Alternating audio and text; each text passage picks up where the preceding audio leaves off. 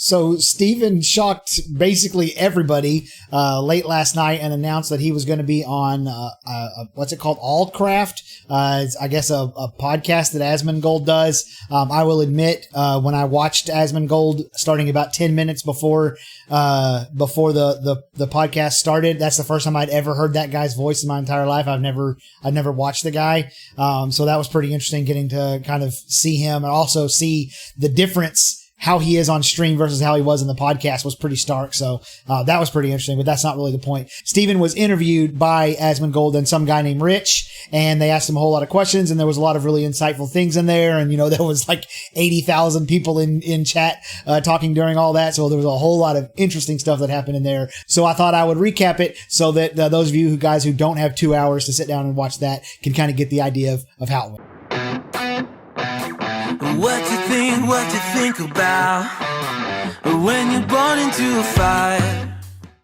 So before I get started, you guys know the deal. Likes and comments really help out the channel and help the videos get out to other people. And if you're not subscribed yet, today's the day you definitely should subscribe. It's about to go gangbusters with information. We're about to be just literally flooded with information about this game. And I'm going to be putting out all kinds of videos detailing all the different classes, the biomes, the different systems that are in alpha right now, all that stuff. So if you want to get that type of content, make sure you subscribe. So let's just get right into it. It was a pretty interesting interview throughout the whole time. It kept my attention the whole way through. And I know a lot of times when you watch developers, get interviewed, it can fade into the background. They're kind of like a blue spot on a blue wall. But Steven just doesn't have that type of personality. Like you definitely, notice him, and he's fun to listen to. So, that was really interesting. One of the very first things he said that I found very interesting, kind of in the lead up before he was even asked a question, is he put the onus on the streamers and the content creators to get the message out that it's alpha. Now, obviously, he is also putting that message out there, and he made sure to mention it several times throughout the interview, but he specifically said that it's on the streamers and content creators to get the message out. So if you're a content creator out there and you're planning on streaming or making content for this game, what I'm planning on doing is having a little watermark in the corner that says this is an alpha and like what the date, of what day we were, I was recording from, so that people can get an understanding of how far back, that footage goes. That's what I'm planning on doing. It was really interesting listening to this Rich guy. I guess he's an MMO player and has been for a long time as well. He talked a little bit about like what he called the beaten dog syndrome, about how us MMO players just feel like we've been abused, by developers for a long, long time. And he kind of had given up on the MMO genre, and Ashes, and to a lesser degree, Final Fantasy XIV have, revitalized him, and he started to believe again. And I think that echoes I know it echoes my own personal sentiment, but I think it echoes a lot of you guys that are watching this channel. We've kind of have that beaten dog syndrome. And so Steven kind of interjected, and he talked about how he started Intrepid because of the beaten dog syndrome. Like, he talked about some specific stories from some previous MMOs that like abuse their players with their monetization schemes and stuff like that. It's something about a bear that was in a loot box, and he spent like $700 on loot boxes trying to get this bear to drop. And then like 2 weeks later, they put the bear on the market for $10. You could just buy the bear straight up. Stuff like that. And a couple other stories. It was very interesting to hear him talk about, you start to get the idea that Steven is a gamer. I mean, we all know that, right? We're all aware of that, but you really start to see it in some of these interviews that, he's been an MMO player for a long time, and he knows where we're coming from with this stuff. So, it was pretty interesting listening to all of that. And then they asked the first question, which, had to do with the node system. They talked about how the node system is the backbone of the game, and talked a little bit about how difficult has it been to code that or to come up with those systems. And Steven doing what Steven typically does, he kind of had this long-winded answer, and he kind of winded the path to get to the answer that he was trying to give. Essentially he confirmed that yes, the node system is the backbone of the game, but he also talked about how there's a lot of systems that are built into the game that matter, and the node system hasn't necessarily been the most difficult one. And he talked about how the node system is actually like a take on a mod for Pathfinder, the tabletop Dungeons and Dragons style game, the pen and paper game, that he made a mod for that game, and then Ashes kind of has born from that. That was pretty interesting. But the thing that was really wild to me was the chat had started to turn on Steven at this point. There's 80,000 people in this chat, and the chat's just going so fast you can't keep up with it. And I'm trying to look at it and listen, and I'm seeing a lot of people, they're going in on the $500, $500 to demo the game. That's, what was being put in the chat a lot. And then they're going in a lot talking about how he's dodging the question. He didn't actually answer the question about the nodes. He did this big, long, winding road, people calling him a politician and stuff like that. And, so it was really wild to see, we kind of live in this little insular bubble where we all love Steven. We all think he's great. And so to step outside of that bubble and to see other people's initial reactions was like, whoa, there's a lot of people who were not happy with the way the interview was going at that point. The answers that he'd given, the $500 price tag for alpha, that sort of thing. So then they talked a little bit about the mayorship, because they'd already been talking about the nodes, and they asked specifically about, basically, could a streamer use their influence to become mayor and then use the money that they're, from their mayorship to, be corrupt, essentially.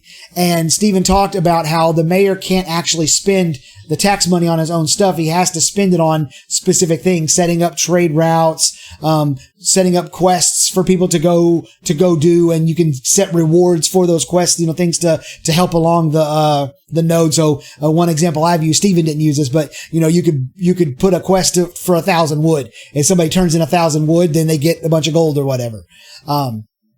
So, and, you can use the tax money for that.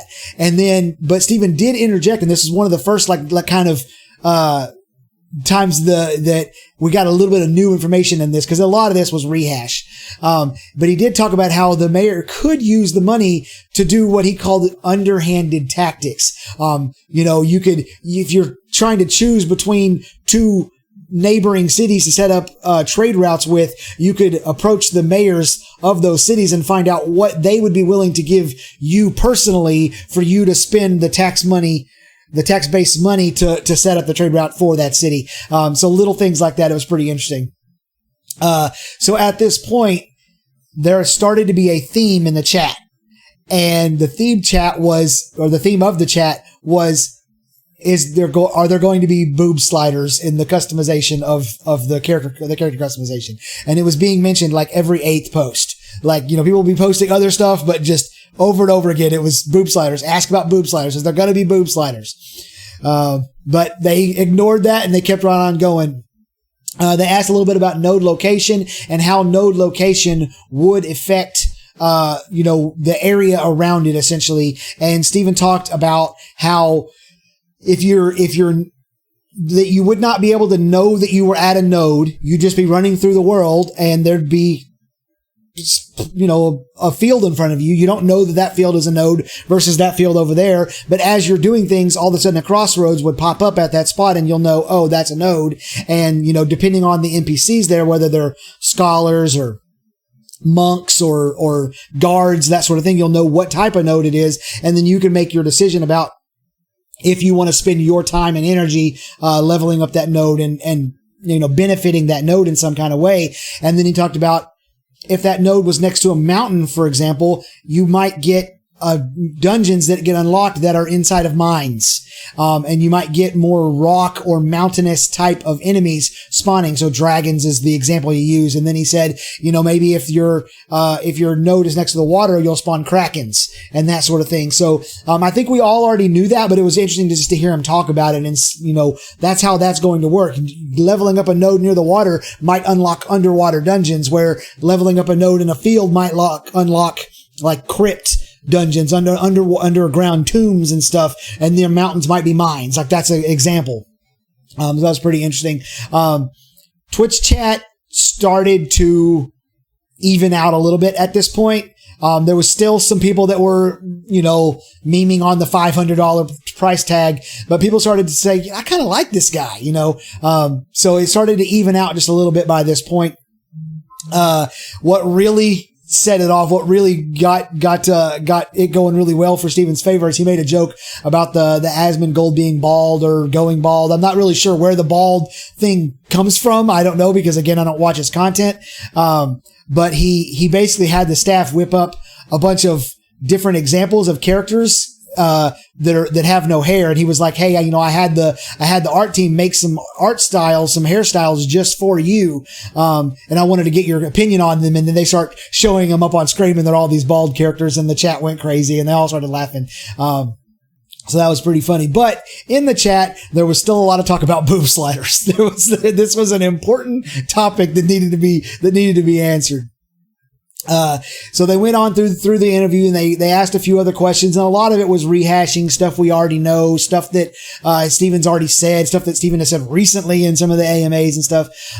He did talk a little bit about the interdependency in the economy. He was asked specifically about gear and how we would acquire gear and like what would be the best gear, basically. And he talked about how, that there'll be merchants that'll sell like base level gear, and then you'll have a chance of rare gear dropping from like any mob you kill, and then your legendary world bosses will drop your gear and your materials for crafting to make like best in slot gear, what he called best in slot gear, just depending on what node you've leveled up and what world boss has been spawned from that.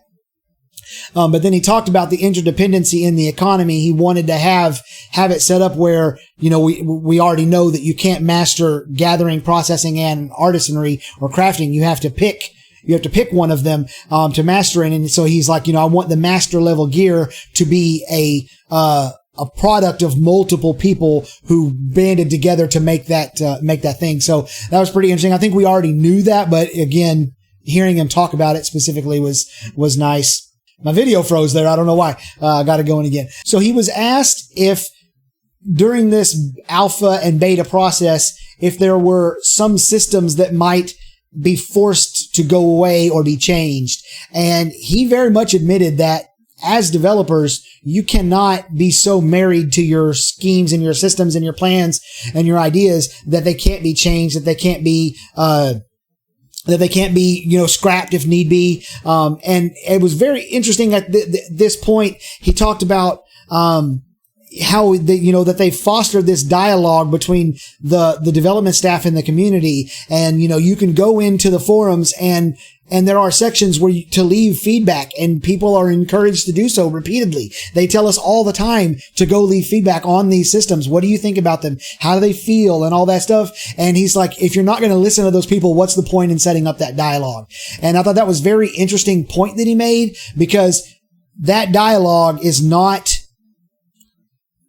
nearly as encouraged by other development teams as it has been by Intrepid. You are reminded constantly, especially for the Alpha 1 testers, but just the community in general, are reminded constantly that this is a development. The Alpha is a development alpha, a true development alpha, as Steven often says, and that you should come leave feedback and that your feedback matters. And we've already seen numerous times in which that actually has happened. So it was very interesting to see him talk about that. And then he was asked specifically about like monetization and how his thoughts and plans on monetization. And he kind of went on a long rant or diatribe about the different types of monetization and his theory on like why he wants to have a subscription model only. And he talked a lot about content and how a lot of these developers, they're controlled by publishers, and we all know that. And so the backers are the ones who are making those decisions. The people who have the money or the stake in the game are the ones who are making the decisions, and they're not gamers, and they're bean counters. They're people who money is what matters to them. And technically they have a fiduciary responsibility to the company to grow the pie, make more money, so to speak. And because of that, you end up getting all of these anti-gamer policies and monetary things put into the game, like loot boxes and stuff. And he talked about how he didn't want to do that, and that they weren't going to do that in Intrepid, and that he thought that even though that you might be thinking that you're doing that for the game because now you're making more money and you can make more for the game, it's actually anti-gamer in the end. And he talked about content being king, that his idea is that we want content. it seems like his plan is to turn around and flip the money that comes in from his subscriptions every month to keep developing content rapidly instead of trying to come up with all these other systems and stuff that are usually just ways to suck money out of the pockets of the player base, essentially. And what was really interesting at this point is that the chat started to turn. People started to go, wait, I like this guy. And I saw a lot of the same people who were memeing on him and attacking him an hour and a half before this, starting to say, wait, I like this guy. I like this ideas. And it was very interesting seeing the chat like literally turn as Steven was talking and as he presented himself. And I think Steven acquitted himself very, very well in this interview. Like by the end of it, you felt you had this feeling of like, this game's going to work out. Everything's going to be good, because at the head of this thing is an MMO player, an actual real life, been doing it for years, MMO player who's suffered through all the same things that we've suffered through and wants to solve those problems. And that part it's such a relief. It's such a good feeling. Like, I just have so much confidence that this is going to work out because of the guy at the head of this. And it was really wild watching in real time as other people were having that realization.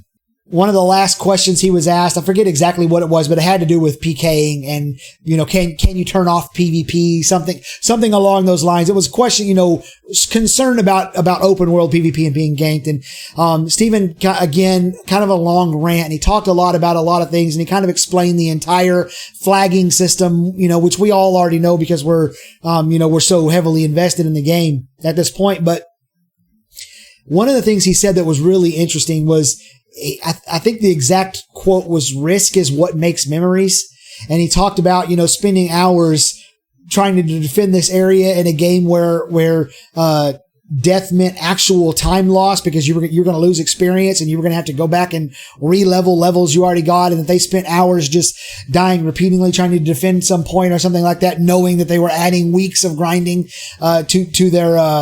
to their schedule, their upcoming schedule. But he talked about how fun that was, and that the memories that you have in these games come from the community and the interaction that you have with your friends, and those moments that you have with your friends come from risk, when you're actually risking something. And so he talked a little bit more about the risk versus reward philosophy of the game that, again, we all know about. And then finally, it had to be asked. We've all wanted to know. It's been a really big deal. He was finally asked, are we going to get boob sliders in the character customization? And we are, folks. We're getting boob sliders in the character creator.